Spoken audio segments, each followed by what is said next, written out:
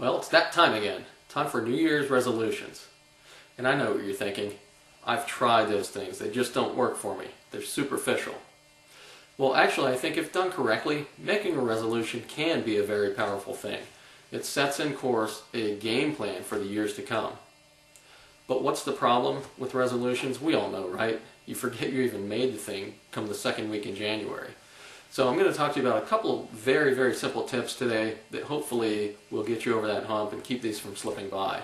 And I think the reason they do slip by is that making a resolution is essentially setting a goal, isn't it? And so few people are in the practice of setting goals, and fewer still are skilled at it. So hopefully these tips will get you over that hump, like I said, and just spur you forward toward achievement. So the first thing is, when setting a goal or making a resolution, be as specific as possible. And this is very important. And here's what I mean by this. Most people, when making a resolution, will say something like, this year I'm going to lose some weight. And that's very well intentioned, but unfortunately it's just too vague a statement. It's too general. Our minds are pretty finicky, and they need some concrete, measurable statements to grasp onto. Otherwise the thing just won't get done. So instead it should sound something like this. I will lose 18 pounds by October 31st, 2010, and reach and maintain my goal weight of 135 pounds. Can you hear the difference between the two?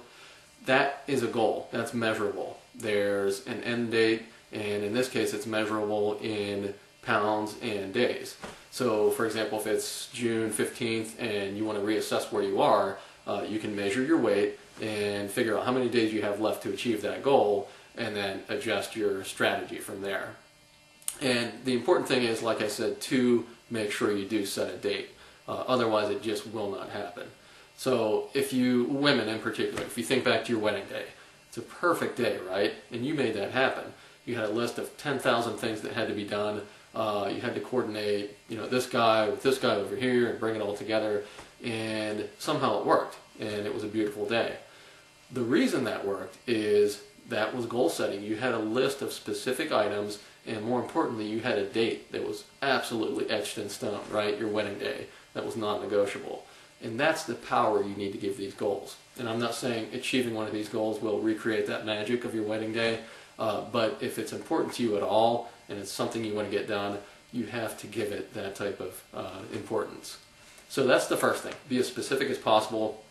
Secondly, once you figure out what it is that you want, get that thing down in writing.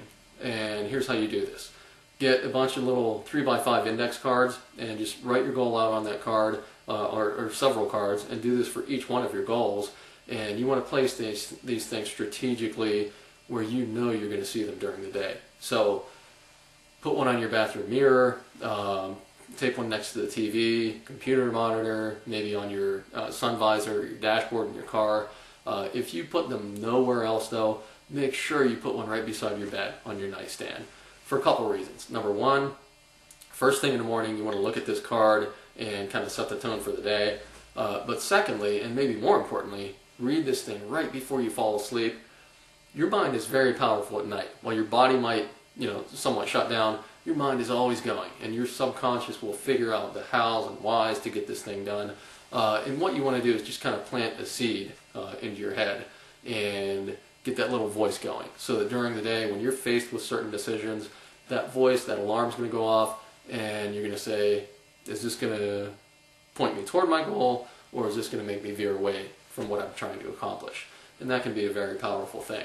Now, I'm not saying that you have to devote conscious, thinking about this thing 24 hours a day, every single day.